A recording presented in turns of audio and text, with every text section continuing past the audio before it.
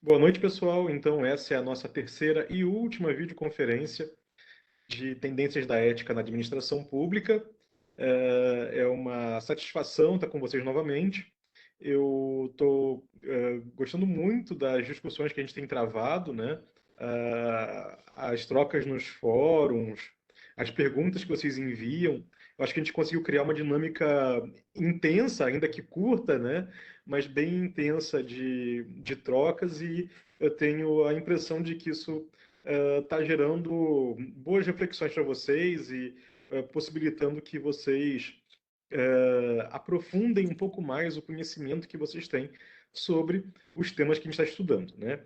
Então, hoje, especificamente, eu quero tratar dos dilemas morais, né? Que é um assunto que, como eu escrevi na mensagem que eu mandei para todo mundo hoje, todos nós passamos por algum dilema moral em alguma vez na vida, pelo menos, às vezes, muitas vezes, na administração pública, né? Então, a ideia um pouco aqui hoje é fazer uma fala um pouco mais, ah, digamos, livre, né? Assim, solta, não vou me meter muito aos textos, né? Ainda que eu vá pontuar alguns elementos do texto, principalmente do texto da Bárbara Freitas, que eu acho muito interessante. Não sei o que vocês acharam da abordagem que o texto traz, de trazer um filme e tratando do filme, né? Eu acho bastante interessante o modo como ela foi articulando isso. E, então, refletir e aprofundar um pouco mais sobre três teorias, né? Não são as três únicas teorias, mas três teorias ou três aportes teóricos, né? Que ela traz no seu texto, que são especificamente deixa eu botar o papo aberto aqui que eu consigo enxergar se alguém mandar mensagem. Isso, pronto. Que são especificamente o idealismo alemão, né, que são reflexões baseadas em Immanuel Kant e Hegel, né, e a psicogenética, né, especificamente do Kohlberg e do Piaget, e depois a teoria da ação comunicativa, né, do Jürgen Habermas. Eu não vou pedir que vocês decorem esses nomes, esses autores, tá? Longe disso. Eu acho que é importante que vocês entendam as ideias que cada teoria está trazendo e consiga relacionar essas ideias. Então, hoje eu não vou focar tanto no assunto dos desastres, né? Não vou tratar dos dilemas nos desastres, porque eu acho que esse é uma especificidade que pode ser feita a partir dos outros textos que foram indicados para leitura, né? Mas trazer especificamente esse aporte teórico. Tá? Eu preferi focar nesse desenvolvimento teórico, né, do que tratar dos outros textos que vão trazer o contexto, né, dos desastres e então essa gestão de desastres como algo a ser considerado a partir de uma perspectiva moral, né? Então, vamos lá. Os três modelos, como eu já disse, são o idealismo alemão, a teoria psicogenética e a ação comunicativa, a teoria da ação comunicativa, né? A gente vai falar um pouquinho hoje de cada um deles e eu vou pontuar aqui e ali com as perguntas de vocês e tentar fazer alguma ponte com as situações cotidianas, com fatos que a gente conhece, né? Ainda que esse não seja o principal objetivo da, da aula hoje, né? A minha preocupação mesmo hoje é que vocês tenham um desenvolvimento mais, digamos assim, teórico, né? Que vocês tenham um aprofundamento da teoria a respeito dos dilemas morais. Bom, quando a gente fala do idealismo alemão, a gente está falando especificamente da contribuição de dois autores. O primeiro deles é o Immanuel Kant e o segundo é o Frederick William Hegel. Eu inverti ali, botei William Frederick Hegel, é Frederick William Hegel. E muitos filósofos, enfim, tratam esses dois autores como se fossem até antagônicos, tá? Eu acho que não é o caso, não precisamos diferenciar tanto assim, porque tem uma coisa em comum entre eles aqui que eu quero destacar para vocês. Bom, são autores pós-iluminismo, né? São autores que vêm de uma tradição de pensamento alemão, e são autores que são fundamentais para a filosofia até hoje. O Hegel, o Kant, aliás, o Kant ele é o principal, é o primeiro filósofo, né, que supera a cisão, né, entre o empirismo, né, e o inatismo. Então, a gente na filosofia tinha então uma corrente que era a inatista, que foi a primeira que surgiu, que dizia que a razão nasce com um sujeito, né? Então, o sujeito nasce com razão, ele nasce com a razão, e quando ele nasce, é como se houvesse um véu que encobrisse essa razão, né? Eu penso agora especificamente no Platão, e ao longo da vida ele vai retomando, né, essa razão. Em contraposição, havia uma corrente que tem como o principal filósofo o David Hume, né, um inglês, que dizia que a razão vinha da experiência, né, que o homem nascia com uma folha em branco e, a partir das suas experiências, ele vai apreendendo a razão. A razão, então, está no mundo, está nas coisas, e o experienciamento, né, o experienciar do homem com as coisas e com o mundo, traria essa razão. E o Kant ele vai dizer que os dois estão errados, né? E que a razão, na verdade, ela é transcendental, né? Aliás, o sujeito é um sujeito transcendental. O ser humano tem razão, mas ela é uma estrutura, né? A razão é uma estrutura que vai sendo preenchida com as experiências. Então, nem a razão é inata, né? A pessoa não nasce com a razão e depois ela vai relembrando as coisas, e nem ela é da experiência, mas sim ela é uma estrutura, né? O sujeito é transcendental, ele é o sujeito da razão, e esse sujeito transcendental, então, ele conhece, ele é o ser da razão, ele é o ser humano é o único que tem razão, e sua capacidade racional vai sendo desenvolvida a partir das suas experiências. E vocês vão ter alguns textos clássicos do Hegel, como o Crítica da Razão Pura e o Crítica da Razão Prática, né? São dois textos em que ele vai discutir isso. E lá no Metafísica dos Costumes, o Hegel, dialogando sobre isso, né? Sobre o caráter transcendental da razão, ele diz que o sujeito é um sujeito também moral, né? Então, Hegel é o primeiro autor a afirmar, né, que a razão ela tem um elemento que ela é não só racional, mas também elementos culturais, afetivos, e que esses elementos racionais e culturais e afetivos vão influenciar no modo de agir do sujeito. E ele, então, propondo, né, uma teoria, uma filosofia sobre os costumes das pessoas, né, os costumes dos sujeitos morais, ele escreve essa metafísica dos costumes. Na metafísica dos costumes, o Hegel defende ele propõe um imperativo categórico. O que é um imperativo? O imperativo é algo que tem que obrigatoriamente acontecer, né?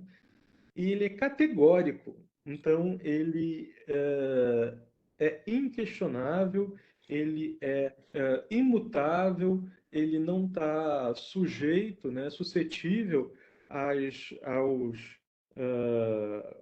oscilações de momento. E esse imperativo categórico diz o seguinte: age de tal modo que a máxima da tua vontade possa sempre valer como um princípio para uma lei geral. Olha que formulação confusa, né? Complexa, pelo menos. Age de tal modo, então, a maneira como você age tem que ser, tem que acontecer para que a máxima da tua vontade, ou seja, a sua vontade na origem dela, né, no âmago da sua vontade, a essência da sua vontade, possa servir, possa valer como um princípio para uma legislação geral. Então, o âmago da sua vontade tem que servir para gerar, para ser um princípio, um fundamento para uma lei, né, uma norma que seja socialmente compartilhada. Se a gente pensa em frases aquela como faça aos outros apenas aquilo que gostaria que fizessem a você,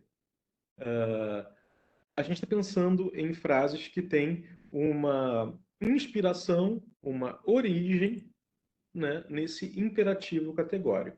Então, pensem bem, todo mundo para o Kant deveria agir de tal forma que a vontade da pessoa, o fundamento da vontade da pessoa fosse tão bom e tão justo que servisse para formular uma lei que fosse válida para todo mundo, né? Então, Hegel aí está falando de uma decisão, né, de uma ação que está baseada numa decisão racional. Essa decisão racional, ela tem origem numa boa vontade, né, numa vontade boa, clara, precisa, e essa boa vontade, ela tem a ver com a intuição moral da pessoa, né? Então, há uma intenção, há uma intencionalidade que é boa e a pessoa age de acordo com essa intenção boa, com essa boa intenção. E aí a gente tem, então, um pouco o que significa esse imperativo categórico. Esse imperativo categórico, ele vai se expressar depois no que o Hegel chama de uma crítica à ação indolente, né? Então, esse imperativo categórico ele serve para frear, digamos assim, né, a ação de pessoas que não gerem um compromisso com essa boa vontade, não gerem um compromisso com essa intenção. Então, para o Hegel, a gente pode entender que o foco da avaliação moral no Hegel está na intenção da ação e de como uma ação que é executada tem origem em uma boa intenção ou em uma boa vontade. E aí o Hegel então vai associar teorias, categorias, na sua teoria, categorias lógicas e categorias morais, né? As categorias lógicas são aquelas que vêm do cálculo racional e as categorias morais são aquelas que vêm dessa boa vontade, dessa intencionalidade originária em uma boa vontade. Pessoal, sobre o Hegel, deu para entender um pouco mais, porque eu acho que lá no texto às vezes fica um pouco confuso. A Bárbara Freitas ela aborda como se o leitor já tivesse alguma ideia, né, do pensamento kantiano. E ainda é pior com o Hegel depois. Eu tenho a impressão que ela não gosta muito deles e ela deixou eles meio assim passar batido, sabe? Ela é mais específica depois quando ela fala das outras teorias.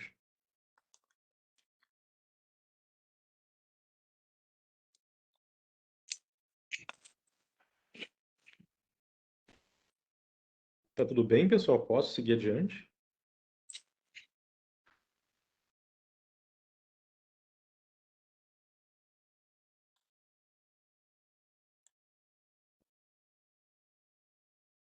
Bom, obrigado, Alejandra.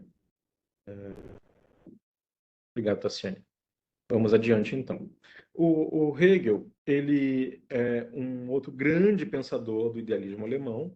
Ele tece críticas a Kant, porque ele diz que Kant não sai do subjetivismo, né?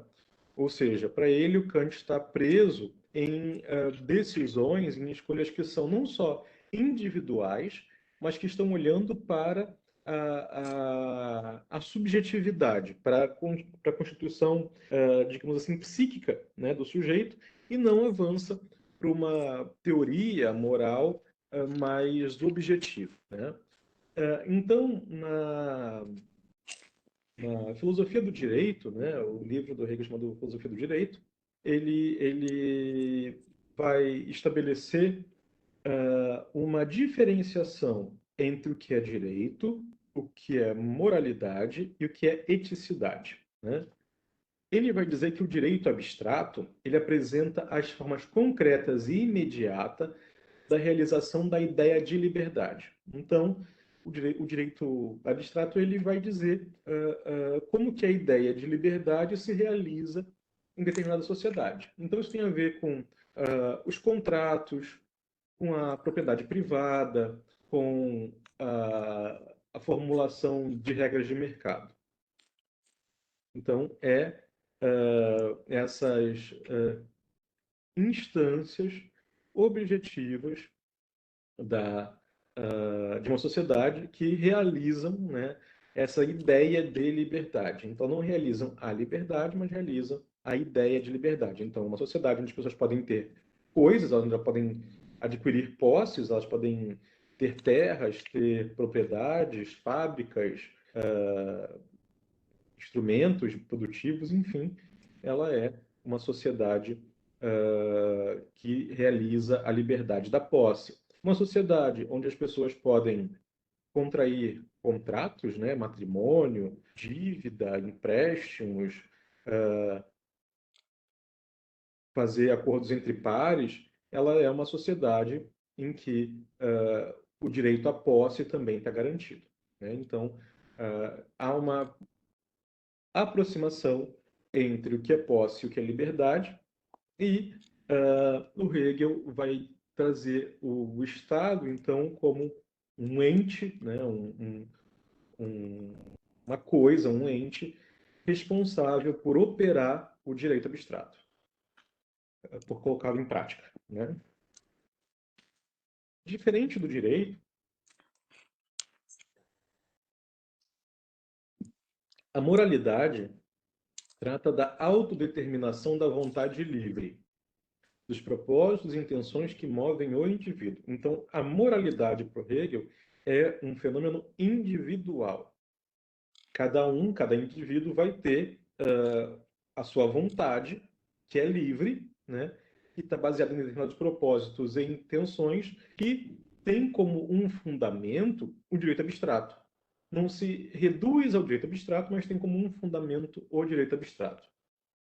Então, está nessa moralidade aí, né? Os propósitos, as vontades, as intenções dos indivíduos, né? Que não estão obrigatoriamente situadas da mesma maneira que está lá no Kant, né? Então, estou falando aqui de boa vontade, de fazer, de agir de tal forma que a máxima da vontade de alguém tenha força de lei, né? Mas de conhecer a vontade livre, né? Os propósitos e as intenções das pessoas. E a eticidade, ela trata da mediação social da liberdade, né? Ou seja, para além da vontade das pessoas, como que essas vontades são contrapostas, contrabalanceadas, né? Pensando num sistema de pesos e contrapesos aí, né? Qual é o contrapeso, então, que a sociedade, né, as outras pessoas, os outros indivíduos, fazem à vontade livre de cada um, né? Então, a vontade livre de cada um, a moralidade, ela ponderada, digamos assim, pela eticidade, ou seja, por uma dimensão objetiva que tem a ver com a relação desse indivíduo com outros indivíduos. Então, a eticidade, ela leva para o social. Vejam que essa definição é bem diferente da definição que a gente viu com o Santos Vasquez, né? Ela é bem diferente. Então, fica aí mais uma definição de eticidade e moralidade para que vocês conheçam. Pessoal, por aqui tudo bem? Dá para entender um pouco a diferença entre direito, moralidade e eticidade no Hegel e que como que isso, a gente está falando ainda de uma tentativa de estipular leis gerais para a conduta humana baseada numa ideia.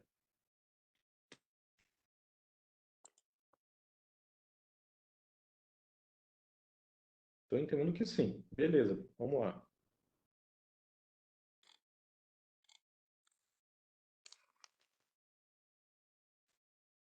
Eu passei a tela aqui. Ah, agora foi. Aí o Clayton pergunta: o imperativo categórico não é adquirido ou aprendido. Ele preexiste na condição humana como se fosse inato. A expressão acima demonstra uma condição moral esperadamente elevada, diferente da que vemos hoje. Não parece ser a forma cognoscente, dotada de razão, a que já sendo aplicada por nossos políticos. Ou teria a moral mudado tanto através do tempo que só de forma coercitiva a mesma possa ser satisfeita?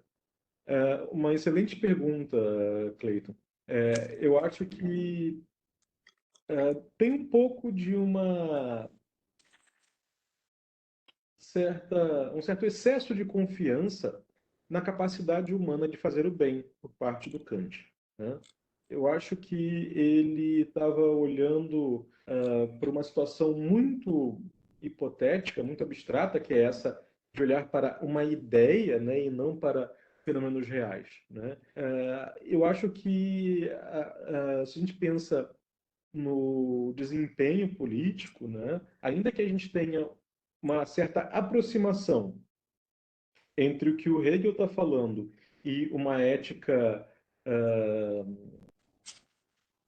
de valores, né, uma ética substancial, né, digamos assim, né, eu acho que uma ética de virtudes, como vai dizer o Aristóteles, né, e depois outros autores que vão, a partir dessa ideia, como o próprio o Guerreiro Ramos, que vocês ou leram ou vão ler no curso ainda, tenho certeza, né, o Weber também está nessa ética de virtudes, né, a gente está falando de virtudes que têm origem nessa filosofia kantiana, de certa maneira hegeliana, e, enfim, eu acho que não é só coercitivo, tá? Eu acho que a gente tem vários exemplos, vários casos que demonstram como a ação de servidores públicos ou de gestores públicos pode interferir positivamente não só na realização de políticas públicas, mas em coibir atos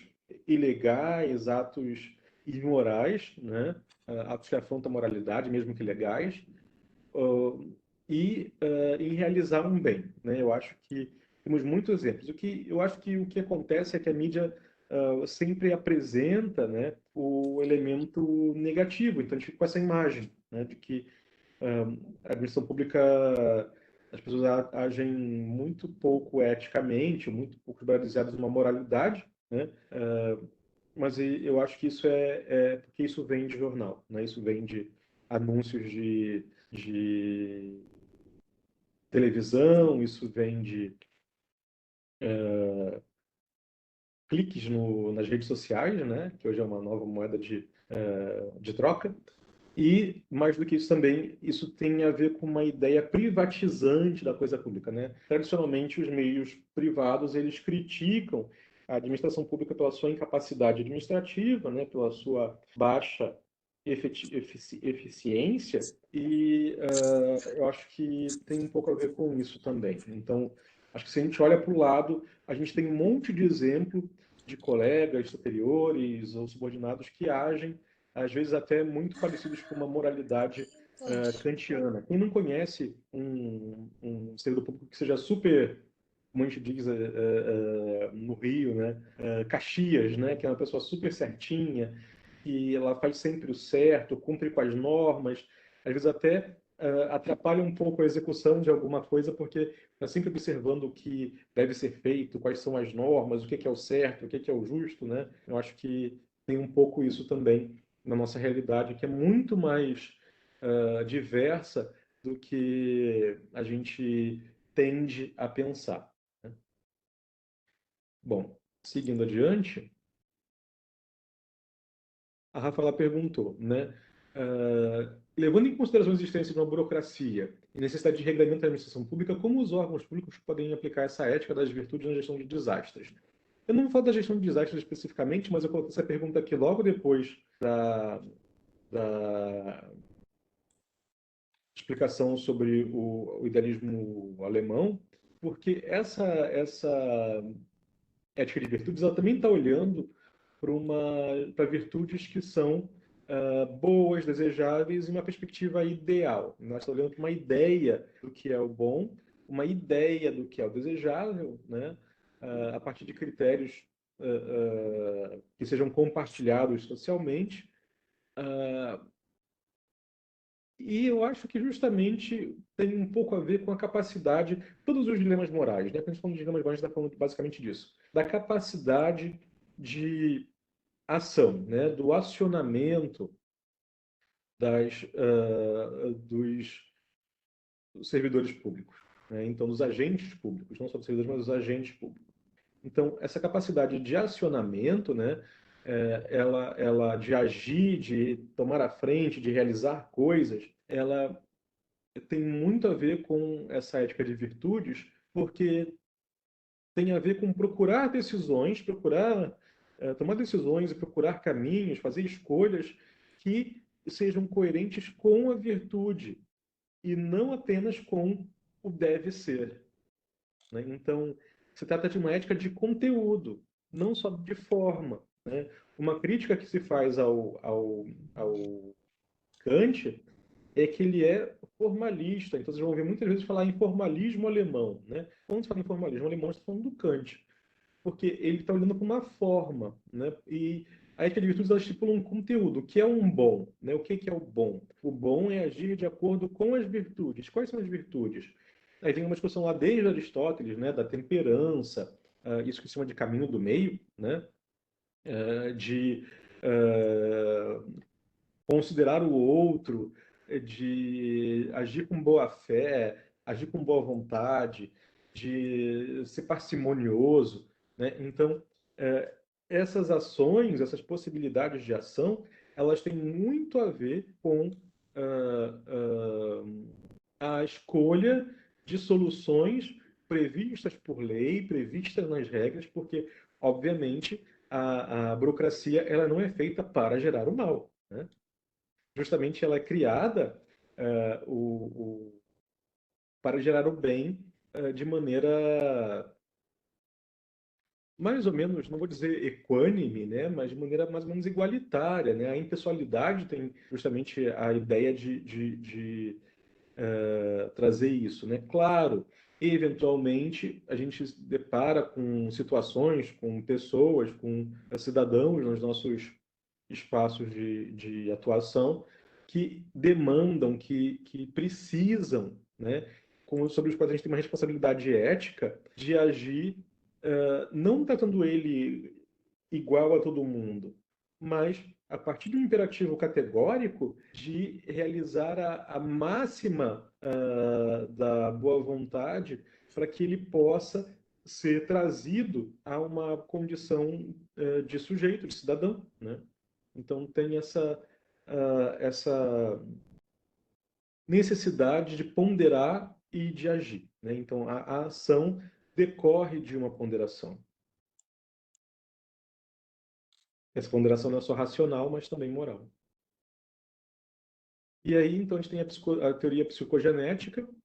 Aqui a gente está falando basicamente de dois autores que são o Kohlberg e o Piaget. Eles são psicólogos, diferente do Kant e do Hegel, né, que são filósofos, eles são psicólogos, E eles vão trazer a afirmação de que nem a razão teórica, nem a razão prática, né, a moralidade, podem ser inatas ao ser humano. Então, o ser humano, ele, para eles, ele não nasce com razão nem teórica nem prática, né? Ele tem uma razão enquanto estrutura, né, uma razão enquanto uma capacidade racional, mas não com um conteúdo, né?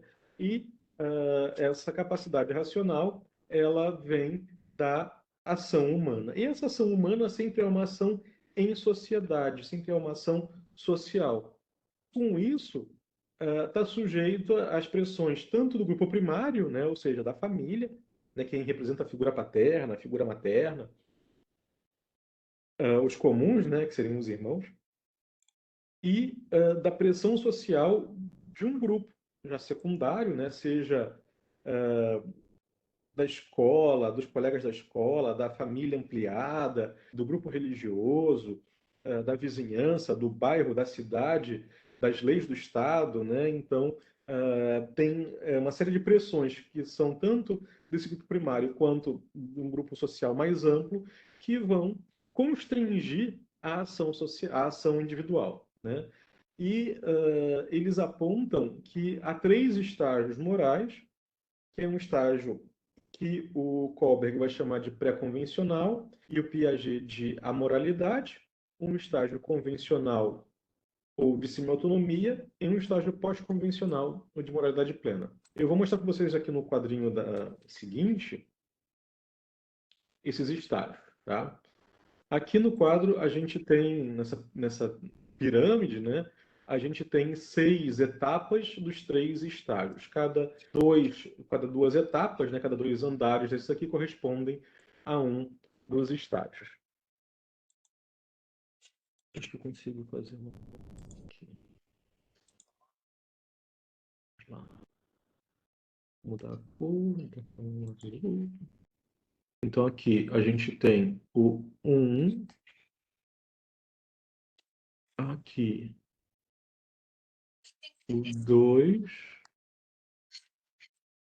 e aqui o 3.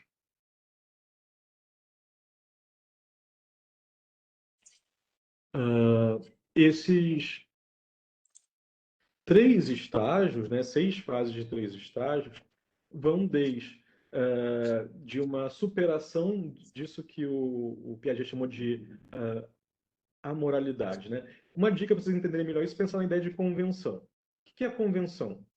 A convenção é quando as pessoas convencionam, né? Elas se reúnem, estabelecem regras, estabelecem princípios de convivência e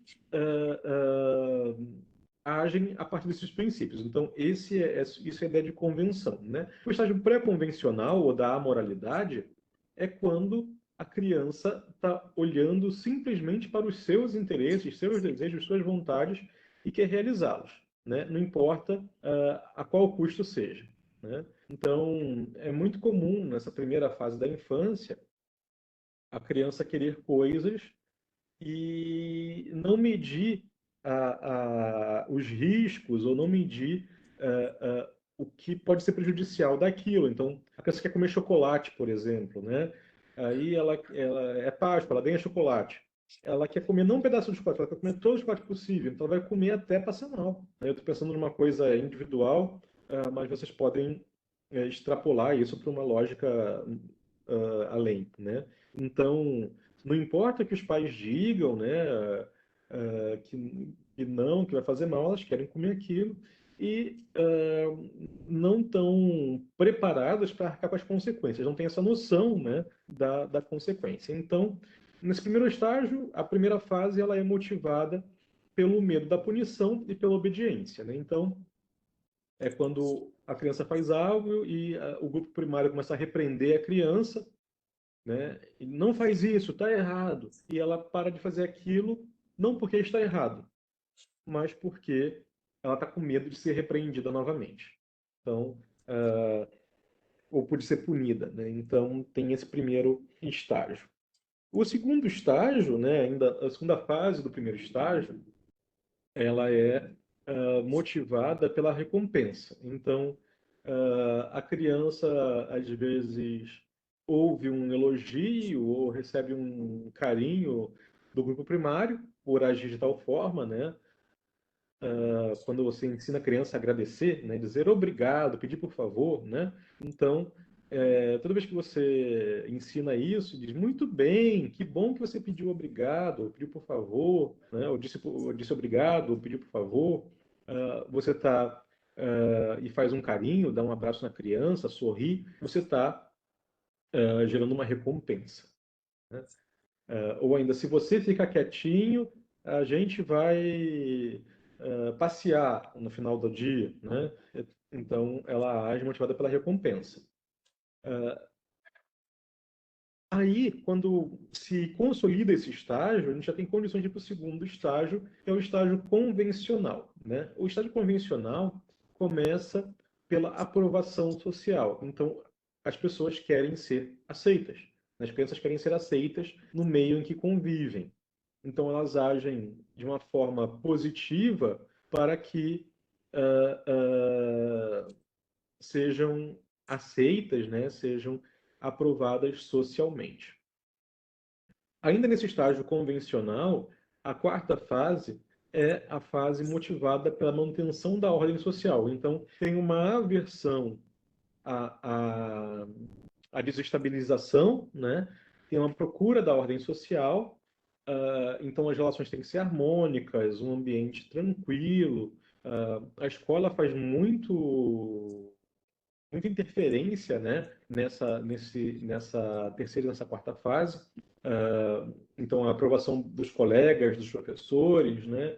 Eu falo da escola que é o grupo secundário principal das crianças, mas também pode ser feito por clubes, por agremiações religiosas, pela vizinhança, né, pela família ampliada, e tem essa vontade de manter relações ordeiras, né? Então, se espera garantir uma normalidade social. Em seguida, a gente vai para o terceiro estágio, né, que é o estágio da pós-convencional, que há uma superação, né, e aqui já entra a adolescência, né? A adolescência, ela migra da motivação pela aprovação social, manutenção da ordem social, até a proteção do bem-estar coletivo, né? E princípios éticos universais. Essa aí seria a fase de maturidade, né? A maturidade do sujeito moral, né? É quando ele deixa de estar movido pela ordem social mais imediata, né? E pensa na proteção do bem-estar coletivo.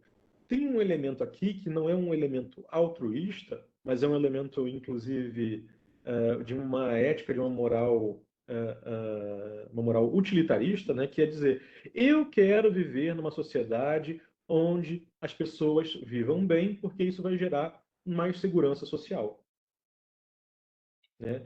Se as pessoas vivem bem, vão ter menos roubos, menos violência, menos agressão, então eu quero viver numa sociedade onde as pessoas vivam melhor. E isso já está nesse quinto estágio, que é a proteção do bem-estar coletivo. Nessa valorização do bem-estar coletivo, ainda que atravessado por uma vontade individual, porque a pessoa não quer sofrer prejuízos, né? Mas está articulado, já está num caleidoscópio, digamos assim, com essa proteção do bem-estar coletivo. E no último estágio, na última fase, né, é zelar pelos princípios éticos universais. Então é quando a pessoa entende que há princípios éticos que são universais e que devem reger a vida coletiva, né? Então, a ação individual deve ser motivada por garantir que alguns princípios éticos universais sejam respeitados, né? Então, eu sei que essa ação ela é individual e ao mesmo tempo coletiva e que ela vai agir, ela vai se realizar, se materializar coletivamente, né? Então, é interessante trazer essa noção.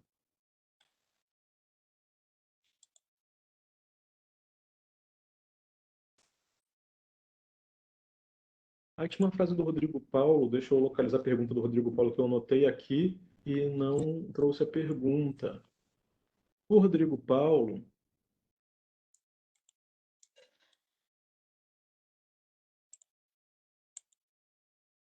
ele está falando especificamente do SUS, né? E ele faz todo um percurso, desde lá do INAMPS, depois o INSS, o surgimento do SUS em 88, a regulamentação do SUS em 90. O SUS é uma política, então, universal de acesso à saúde pública, com atenção primária, consultas e exames, incluindo procedimentos de média e alta complexidade, né, como internações, cirurgias e transplantes de órgãos. Uh, o gestor estadual deve aplicar recursos próprios, incluindo no município, repassados pela União. Né? Ele fala de um município específico, o município de Piraí, no Rio de Janeiro, uh, e traz o seguinte: as mudanças operadas desde então não foram suficientes para reverter o padrão estratificado e segmentado do sistema de saúde no Brasil. Em que consiste esse padrão e como ele afeta as políticas públicas de saúde? Como estabelecer preceitos éticos, disciplinar, normatizar e moralizar rotinas em segmento que afeta diretamente a população carente? Tem uma discussão muito grande sobre o caráter do SUS, Rodrigo. Lá no Gestão em Saúde a gente faz muito isso, né? Não vou trazer a discussão toda para cá, mas é importante entender que a defesa desses princípios de universalidade, né, de acessibilidade, ela precisa ser intransigente. A prática disso, às vezes, em alguns lugares, ela não vou dizer, ela é distanciada dos fundamentos morais, porque os princípios do SUS, né, são princípios. Muitas vezes na ação, essa ação ela passa por restrição de recursos, ela passa por uma estrutura deficitária ou pouco operante, por um orçamento escasso, ainda que a gente tenha uma reserva orçamentária para o SUS, né? Ela passa por falta de conhecimento e capacidade, às vezes, dos agentes públicos. Ela passa por uma série de questões práticas que afastam a operação da saúde, né, dos princípios que fundamentam. Então, cabe, eu acho que ao agente público, né,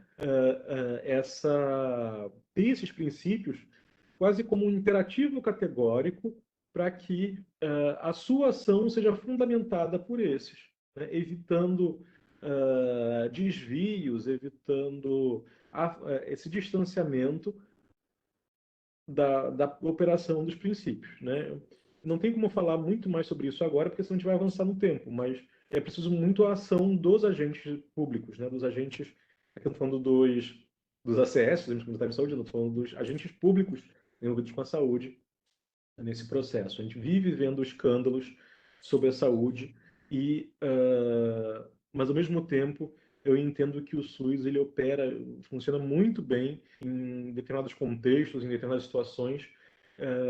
Ele é efetivo, ele é rápido. Se a gente pensa na questão na lógica de vacinação no Brasil, né, ela é superior a muitos países. Olha, vou dizer que quase totalidade dos países, né, imunização, o sistema de imunização no Brasil é uma coisa incrível. Se a gente pensa em toda a questão de algumas doenças crônicas, em como o SUS tem ampliado, né, e avançado tecnologicamente nesse sentido, também é interessante. Acho que então, de novo, né, é procurar olhar para um fenômeno de uma maneira um pouco mais ampla para fugir da ação que a gente conhece num local específico. Né?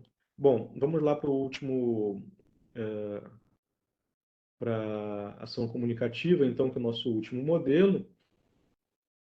A ação comunicativa, a teoria da ação comunicativa, ela é proposta pelo filósofo e sociólogo alemão Jürgen Habermas. Jürgen Habermas ele é um neo-hegeliano, né? Ele é um autor que vai beber muito na fonte do Hegel, e ele vai fazer críticas ao Kant. Tá? Ele vai, de novo, trazer aquela dimensão societária da ética e do direito, que está lá já no Hegel. Ele vai dizer que, no entanto, essa dimensão societária ela acontece em um campo de prática, em um lugar específico, né? E propõe a razão dialógica. O que é a razão dialógica? A razão dialógica, ela justamente diz que a razão Pax nível não é nem 3. prática. Oi? Você quer dizer alguma coisa, Tassiane?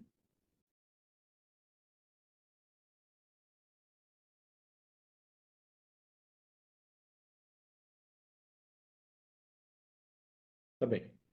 Então, a razão ela não é nem prática, nem pura, como diria lá o Kant, né? Mas ela é dialógica, ela se dá, ela acontece no espaço da linguagem, ou seja, quando o sujeito ele é colocado em relação com outros sujeitos, né? Então, ele vai fazer uma crítica imperativa categórica aqui dizendo o seguinte: o caráter universal de uma norma ou de uma lei qualquer só evidencia-se quando elas não exprimem meramente a intuição moral ou legal de uma cultura ou época específica, mas sim tiverem conteúdo que possa ter validade geral, fugindo a toda e qualquer forma de etnocentrismo. Então, ele traz um elemento aqui muito interessante que uma norma moral, né, uma lei moral, ela só vai ser válida efetivamente quando ela não estiver reduzida a um grupo,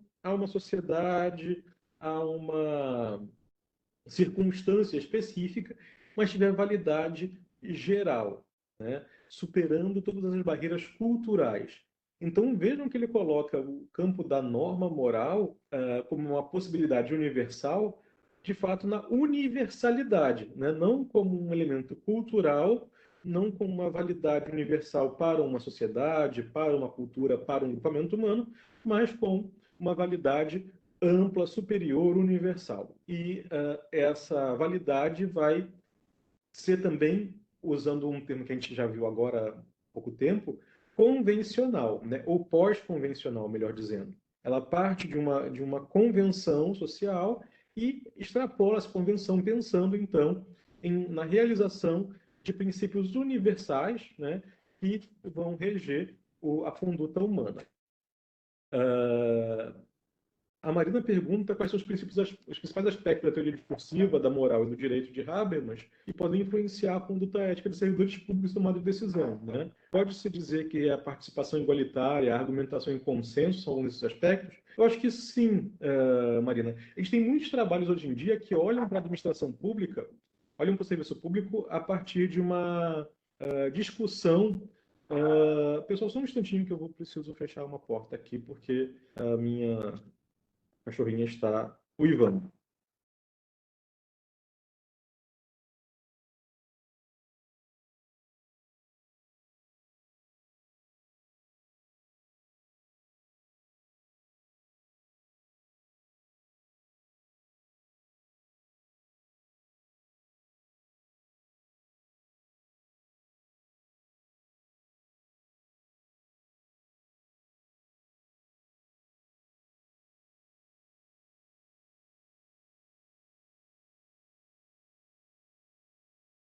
Prontinho. Então, tem muitos trabalhos que olham para a administração pública, né, a partir dessa perspectiva habermasiana, especificamente quando a gente fala em uma abordagem que é coerente com a gestão social. A gestão social é uma teoria sobre a administração, não só pública, mas sobre a administração do social, de um modo geral, muito usada também para o terceiro setor, né, que dialoga com Habermas e traz esse fundamento, né, da participação igualitária, argumentação e consenso.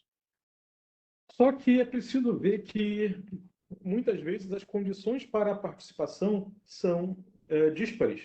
Né?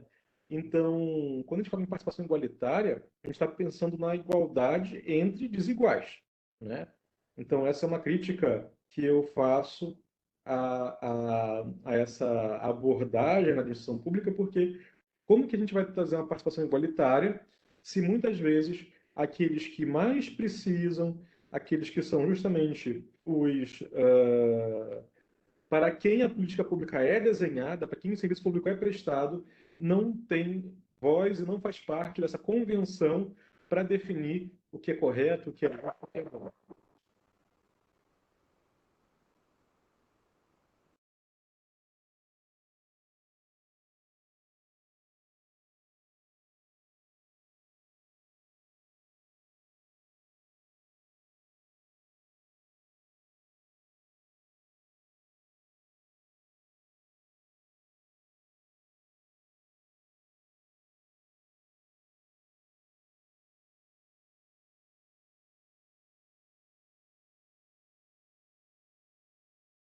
Novamente, me desculpem.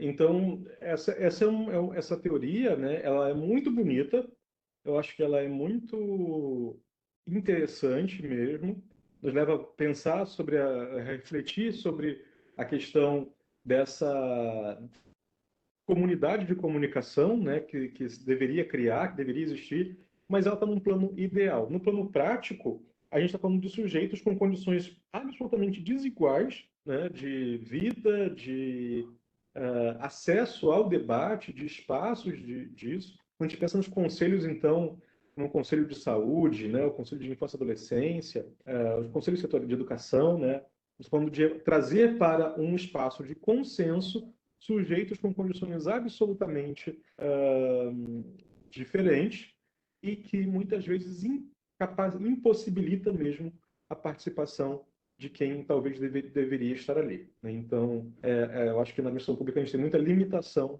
para a realização dessa teoria da ação comunicativa, por mais que ela seja objeto de análise. Uh,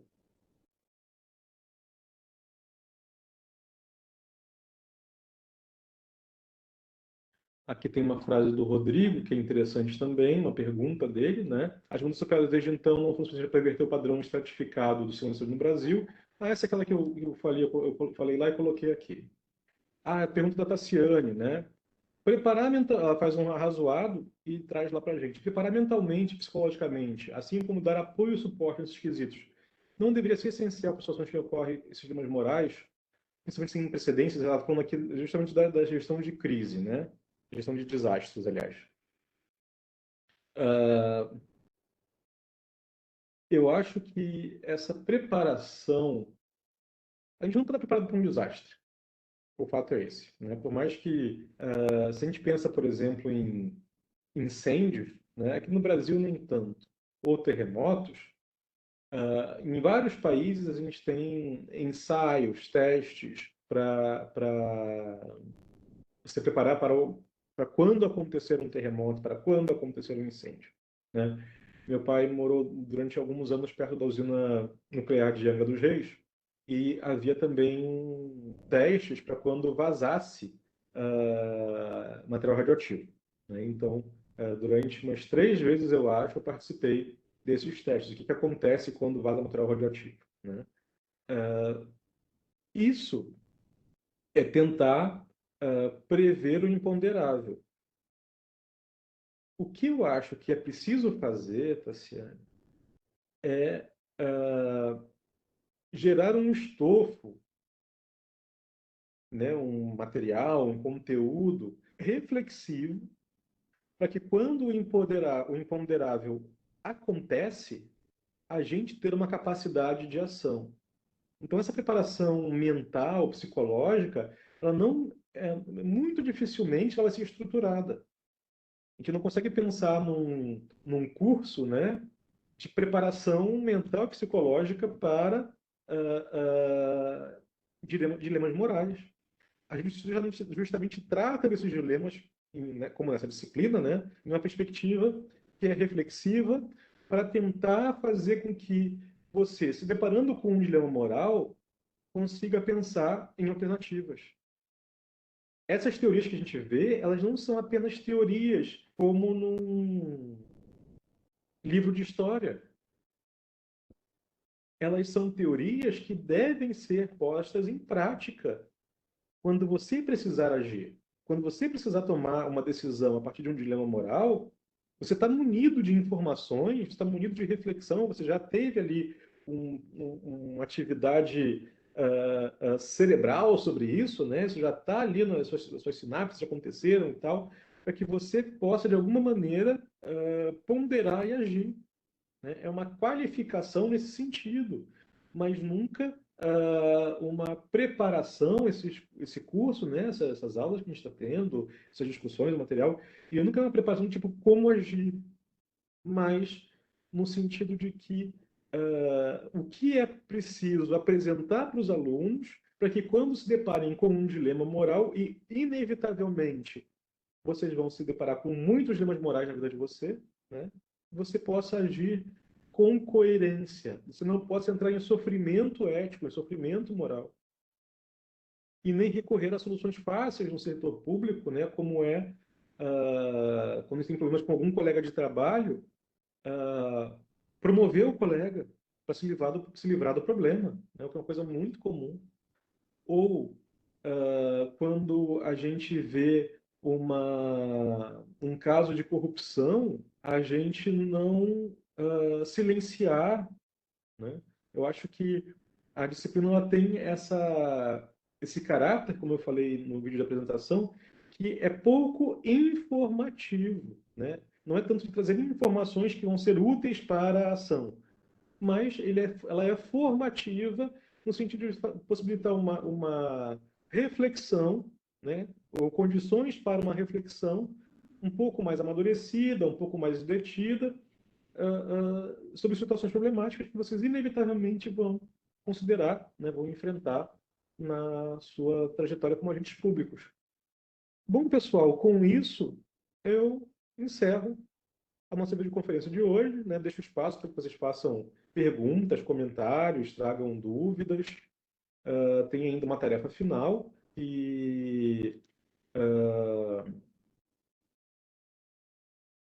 tem pergunta da Juliana e da Alejandra ali. Deixa eu ver se tem alguma coisa que a gente possa tratar ainda.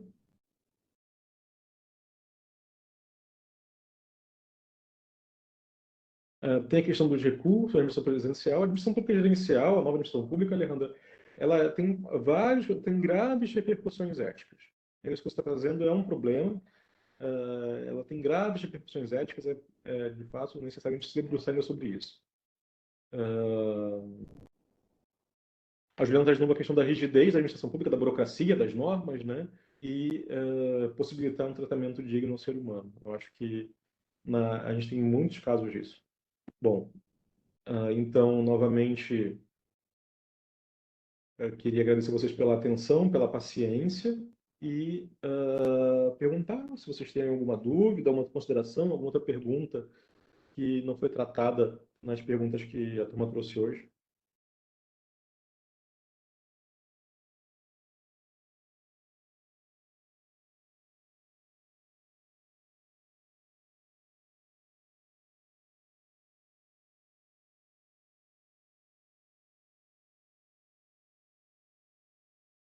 Bom, se ninguém tem mais nada para perguntar, acho que a gente fica por aqui. Foi um prazer estar com vocês nessas semanas. Temos ainda uma tarefa, né?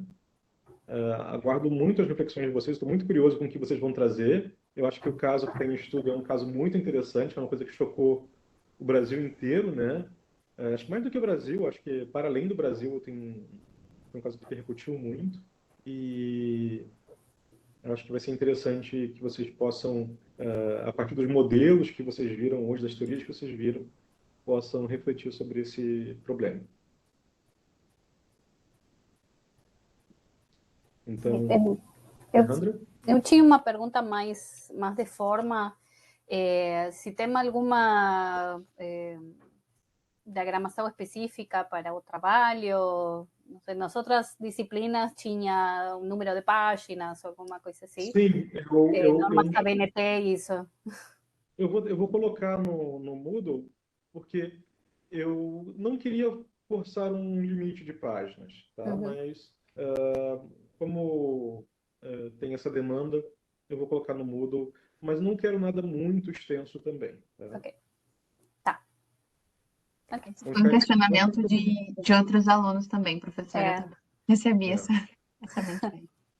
Tá bem. Não, porque também isso a gente limita um pouco, assim como os assuntos que tratamos nesta aula poderiam ser um curso cada assunto, algumas vezes a gente ou fica muito sucinto ou fica muito, começa, fica uma árvore por ali. Então, também o número de páginas é um pouco para nos ajudar a ver até onde, Claro, pelo menos claro, para claro. mim, até onde vou. É uma Sim, forma sim. para mim me Mas se planejar. prepare para algo sucinto, tá, Alejandra? Se prepare para algo Tá. bem sucinto. Ok, perfeito, então. Essa era a pergunta, na verdade. Então tá bem. Eu vou colocar no Moodle essas Obrigada. informações. Obrigada. Boa noite, pessoal. Abraços, até uma próxima. Boa noite. E bom Até curso mais. para vocês. Tchau, tchau, pessoal. Tchau, professor. Boa noite.